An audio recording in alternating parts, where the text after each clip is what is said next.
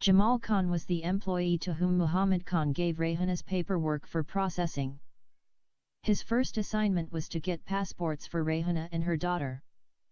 Jamal was a young, handsome Indian man and single, at that. He was also Muslim. He was elated to be chosen out of the 3 male employees and given the responsibility of processing the travel documents for the young, beautiful Rayhana. He knew from the Sudanese employee that Rayhana was married. Rayhana had told the Sudanese she was married, but she did not tell him that her husband had died. So Jamal, like the other 8 employees, did not know the entire situation of her marriage status. Although Jamal liked her, he did not like the idea of a Muslim woman leaving her husband and traveling to a male-dominated country like the Kingdom of Saudi Arabia. He was brought up with the knowledge that it was unsafe for a young woman in Saudi Arabia once the Arabs discovered that she was all alone. His experience in dealing with Arab clients in Bombay convinced him that Arab men viewed women as nothing more than meat. In Jamal's opinion, Arab men are crazy for women. They loved big-breasted women with large bodies and large backsides, and see her as nothing more than a good hearty meal. They just want to eat her. Jamal was not alone in this belief. There was a well-known Muslim Imam and Mufti in Australia that shared the same opinion. The Imam, Sheikh Tajuddin al-Hilali, the nation's most senior Muslim cleric, in his public sermon which he delivered before 5,000 worshippers in Sydney on the occasion of the Eid festival, said that women are just meat, and men have no more obligation to exercise when they see a woman than a stray cat that finds meat left out in the street. The Imam was speaking about the increasing social phenomena where more and more young Australian women were getting raped regularly by Lebanese and other Muslim immigrants in the city of Sydney, Australia. He blamed the victims rather than the rapists.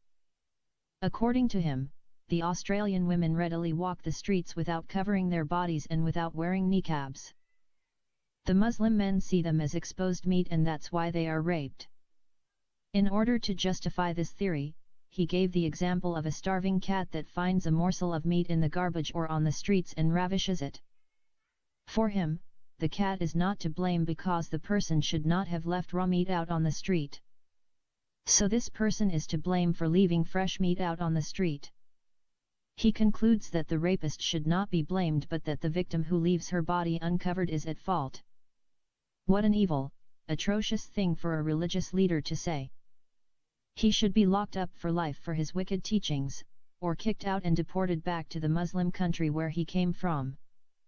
Jamal's main worry was that if Rayhana travelled without her husband or father to Saudi Arabia she would be raped by her kafil, or sponsor.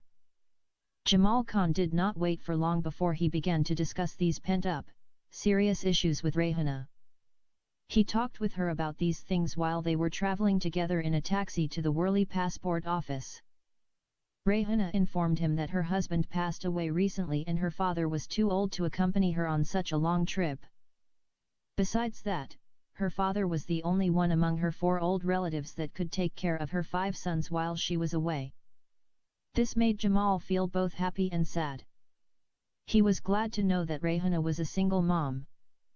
He concluded that his conscience would not trouble him if he fell in love with her. Before her news of her husband's death, Jamal had decided not to push his feelings to the extent of falling in love with her. He was an unmarried man, but it would never be his intention to take a woman from her husband and elope with her. Now that he knew that her husband had died, he decided to release the reins of his heart and fall headlong in love with her. Unbeknownst to him, Rayhana's feelings were mutual. Jamal Khan was a very handsome young man and he could easily make a girl fall in love with him. He was sweet, kind, and mild-spoken with a very pleasant personality. He was very honest in his dealings with people, unlike his vicious and arrogant boss. Humble and down-to-earth, he spoke from his heart. He treated others like he wanted to be treated and he wished for the best for everyone he met. When he helped people, he did not expect anything in return. Rayhana liked him from the very moment she met him. She enjoyed his company and she felt as if she had known him all her life. In 1 hour, Jamal had told her almost everything there was to know about himself and he asked her 100 questions in return. He discovered that Rehana was a sincere, unsophisticated, and a deeply moral woman. Whatever he wanted to know about her she told him. The 1-hour drive from Kolaba to Worli was nothing compared to the typical 2-hour commute to work by local express train the rest of the Bombay was subject to. At the passport office, Rehana discovered that she was not allowed to submit an application for her daughter because her daughter was not with her. She would also need her daughter's photos to apply for a separate passport for her. Jamal took Rehana to a nearby studio to have her passport photo taken. He explained that she would have to bring her daughter to the travel office the following day to have her daughter's photos taken for her passport application. After visiting the passport office, Jamal took Rehana for lunch at a beautiful restaurant and afterwards they walked to an ice cream shop and had dessert. It was the first time Rehana had eaten food in a restaurant and the first time she had ever tasted ice cream. She was pleasantly thrilled by the generosity of Jamal, who spent time with her and paid for her lunch with money from his own pocket. Jamal dropped Rehana off at the Dadar local train station. He did not leave until Rehana was safely inside the train, which was jam-packed, and headed back toward her slum area. Jamal felt as if his heart was inside the train with her. Rehana, although childlike in many ways, knew she had stolen someone's heart and she was quietly confident in her womanly abilities. Rehana had not experienced love with a man before. Her late husband did not love her and neither had she loved him. Her husband married her through the customary Indian arranged marriage. The majority of Indians hated love affairs because it might result in an intercaste marriage. Most parents didn't allow their sons and daughters to enter into a love marriage. All parents in India reserve the right to choose their children's life partners.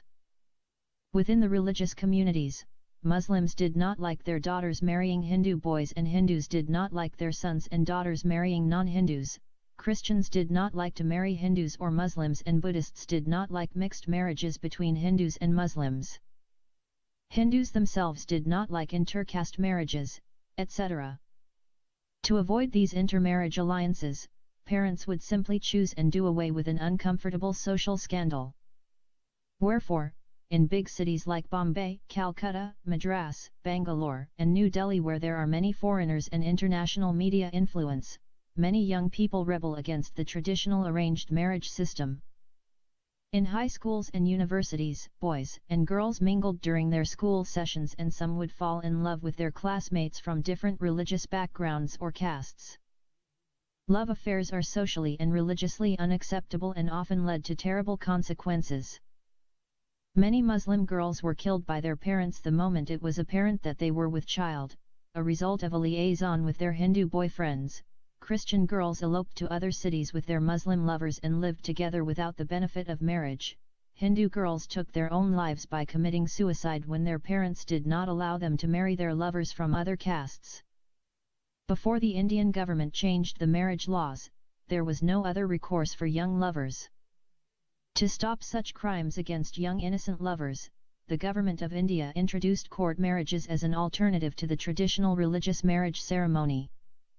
Court marriage is open to any couple who want to get married regardless of their religious affiliation. They could wed without the express permission of their parents or religious authorities. Court marriage did not completely solve the long-held views of parents holding steadfast to family traditions and religious customs. Parents, all too often, would discover where their daughter was living with her unrecognized husband and kill them both. Sometimes, no matter where the couples went or where they lived, they still carried with them the stigma of this taboo, disobeying their gods and parents. A curse and disgrace to the sanctity of the holy sacrament of marriage, they were viewed as being devoid of all moral fabric and compass. This brings to memory the case of a Hindu family living in Vancouver, Canada. Their daughter fell in love with a boy from a lower caste. Although both lovers were Hindu, still the girl's parents objected because her boyfriend was from a lower caste. Nevertheless, the two lovers concocted a plan to get married while in India and got married to each other in the city of Bombay. The girl's parents were outraged when they learned their daughter eloped with her boyfriend and had been married in a Bombay court. The angry parents hired Gondas and paid them to kill their daughter and her new husband. The Gondas attacked the newly married couple in their rented apartment in Bombay and beat them severely. Their daughter died before the neighbors informed the local police, and her husband was rushed to the hospital and, fortunately, survived the vicious attack. When the Gondas were arrested and interrogated by Bombay police, the entire plot was uncovered. The girl's parents were arrested by the Canadian police and admitted their involvement in the crime. The officials of India wanted the Canadian police to deport the parents to Bombay to stand trial. Because the penalty for a crime such as this called for death by hanging, the Vancouver police refused to hand over the parents to the Bombay police force. The reason given was that Canada did not have provisions for the death penalty.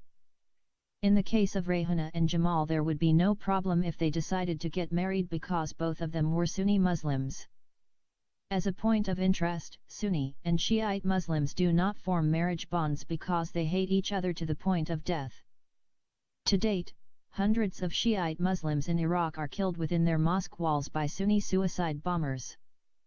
Likewise, Shiite Muslims, in return, will plant bombs in the crowded market areas of Sunni Muslims and take the lives of thousands of innocent women and children. To this very day, of all the religions of the world, the followers of Islam continue to kill each other without remorse. The hatred and violence between Sunni Muslims, 85% of Muslims in the world, and the Shiite Muslims, 15% of Muslims in the world, goes back to the first few years after the death of Muhammad. Aisha, the beloved wife of Muhammad, and Ali ibn Abi Talib, the cousin and son-in-law of Muhammad, hated each other. Their armies fought one another, and in one single day 14,000 Muslims were killed by their fellow Muslims in the famous Battle of the Camel. The camel refers to the camel that Aisha rode astride when she led her troops to fight Ali's army. After the slaughter of Ali's son, Hussein, and his family by the first Umayyad Caliph, Muawiyah, the followers of Ali were known as Shiite of Ali, or faction of Ali, and separated themselves in a sect known as the Shiite. The Shiites rejected the next three caliphs who succeeded Muhammad: Abu Bakr, Omar, and Uthman, and reckoned them as infidels. They considered Aisha, the beloved wife of Muhammad, a whore and an apostate, and condemned to hellfire. Aisha was known for exposing the Prophet Muhammad's secret sexual life.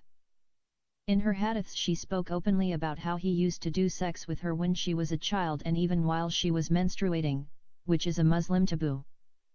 For that reason, Shiites hate her and consider her a betrayer and a notorious whore. If a Sunni Muslim girl named Aisha happened to fall into the hands of the Shiites, she is liable to be raped and then slaughtered. Likewise, if a taxi driver in Iraq happened to have the name Abu Bakr, Omar, or Uthman and entered a Shiite area in Baghdad, he would be burned alive by Shiites.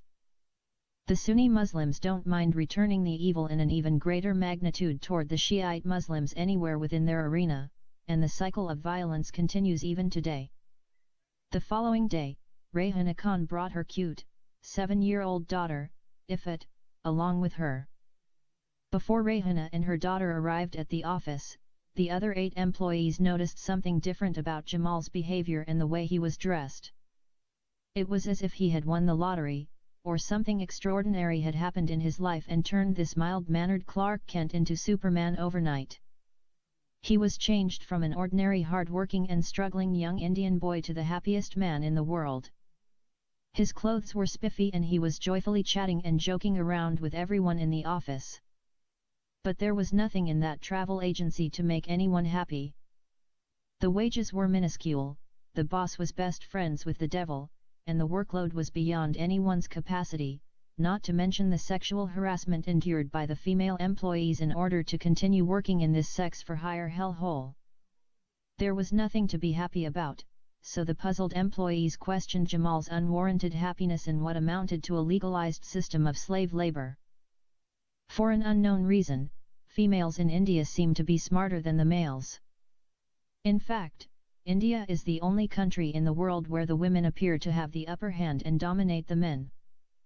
Some people believed that the late female Prime Minister of India, Indira Gandhi, who ruled the country for 15 years, changed the social order in which women gained an advantage, or control in many aspects. Whether this theory is true or not isn't our concern, but it becomes obvious to every visitor to India that women rule their husbands and take the lead in most family affairs, as well as work side by side with the men. The 6 female employees of the travel agency deduced that Jamal had fallen in love with Rehana, and they whispered this notion among each another. Their suspicions were confirmed when they saw Rehana walk into the office with her little daughter and saw Jamal's jubilant reaction. In India, only Hindus bowed to each other in greeting, a tradition left over from the dreadful caste system. The person of the lower caste had to bow to the person of the higher caste. Shaking hands or touching was not allowed because the person of the lower caste would defile the person of the higher caste if a mere touch was involved. Only greeting through bowing was permitted, and the Hindu woman would never shake hands with a man. Instead, she would clasp her hands together and bring them in front of her face and say, Namaste. Indian Muslims, Buddhists, Sikhs, and Christians never bow to anyone. Even so, on this day, Jamal exposed the true affections of his heart when he stood up and bowed to Rehana as she walked into the office. He ran from his desk and shook her hand, and then picked up her lovely daughter into his arms and gave her a gentle kiss on the cheek. While he carried her daughter, he brought a chair and placed it in front of his desk and requested Rehana to sit down to conduct business. Jamal then called the peon and asked him to bring some cold drinks for his important female visitor and her little daughter. Of course, from Jamal's extraordinary attention, it was evident he was infatuated with his female visitor. A blind man could see the immense love growing in his heart minute by precious minute. At first, Rehana's disposition did not readily reveal her emotions. She was good at hiding how she felt, for she had lived for so long with a husband that she didn't love. For this reason, the girls concluded this love affair was a one-sided love on Jamal's part, and he was acting like a love-struck fool. The male employees took a different position. They knew from experience that the inner workings of a woman's heart held deep secrets that weren't always easy to detect. This determination was for the future to reveal. Before Jamal called a cab for the trip to the Worli passport office, he asked his very important client many questions as they enjoyed their refreshments. He could have asked her these things during the 1-hour drive in the taxi. Just to show off, Jamal asked Rehana to tell him what her date of birth was, the place of her birth, her height and weight, color of her eyes and hair, and many more unnecessary questions. One agitated female employee whispered to another female employee and said, he should also ask her to tell him the color of her underwear. Jamal was a very respectful man and did not mention private matters or unspeakable things. Surprisingly, he did not ask Rehana to tell him anything about her daughter. Everyone in the office knew he had already applied for Rehana's passport, and that day he was supposed to apply for her daughter's passport. One female employee, out of jealousy, confronted Jamal with why he had not asked anything about the daughter, which had everyone baffled. Being exposed, Jamal smiled and said to her, "But she is the mother and I need to know everything about her before I ask her about her daughter." The female employee responded, "Did she not tell you yesterday about the color of her eyes and hair? And by the way, why do you want to know the color of her dress and shoes? Do they ask those personal questions in the passport office?" Jamal was duly embarrassed in front of his colleagues and did not answer this question. Instead, he suggested to Rehana that it was time to leave for the passport office. He took her daughter by the hand and led the way out of the office. When Rehana left, the female employees felt relieved, but the 2 male employees felt disheartened. The male employees wanted her to stay as long as possible so they could stare at her beautiful face and daydream of what could be. After Rehana and Jamal left, the office turned into a rumor mill. Everyone gossiped and created his or her own story about the goings-on between Jamal and Rehana. Jamal was accused of being foolish and stupid for falling in love with a married woman. What was more, they were aware that her wealthy sponsor had offered Rehana a free visa, free airfare, and provisions for her daughter as well. The girls knew from experience that nothing comes for free in this world, especially from the world they lived in. They convinced themselves collectively that Rayhana had to have given up something in return. One of them asked openly, "How can a young man like Jamal foolishly fall in love with a married woman who cheats on her husband and is prepared to sleep with any man that's ready to buy her at a high price?" This question was posed by the girl who felt envious of the attention Rayhana was receiving, and had sought to embarrass Jamal by initiating an inquisition concerning the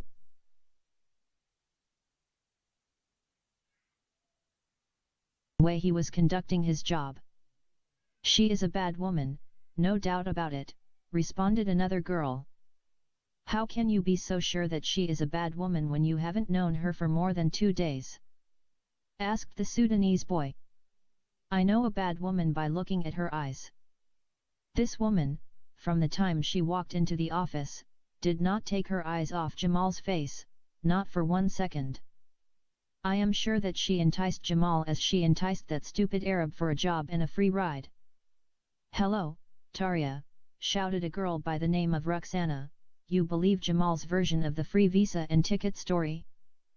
"Personally, I don't believe that the old Arab is stupid enough to give an Indian maidservant a visa and a ticket if she did not entertain him in his hotel room and promise to be his mistress when she arrives in his country." "No doubt about it," responded Tahira. What Ruxana and Tahira had said about the old Arab guy was half true, but what they said about Jamal was absolutely true. The old Saudi guy did not present Rayhana with those things for free, for he wanted her to come to his country and she, in turn, would become his mistress or concubine, or the chattel which the right hand possesses, as the Quran so clearly dictates. He believed his money had bought him the beautiful young Indian woman. He concluded that Rayhana had already become his property and now it was just a matter of time. He expected the travel agency to process her papers shortly and ship her airmail by special delivery to him in his country so that he could start enjoying her as his mistress. Or rather, his female slave. In this short holding period, a critical incident took place in Rayhana's life.